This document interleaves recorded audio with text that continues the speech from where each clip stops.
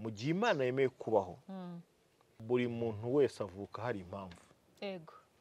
either uravuka uri icyigisho cyangwa uzaba icyigisho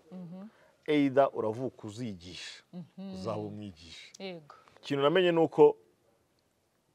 ubuzima bubi tubaho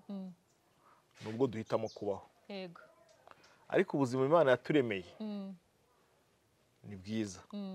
ukuntu isi imeze ibintu byinshi ushobora kubibona ariko kuko udakwiye kubibona bikayoyo kubireba yego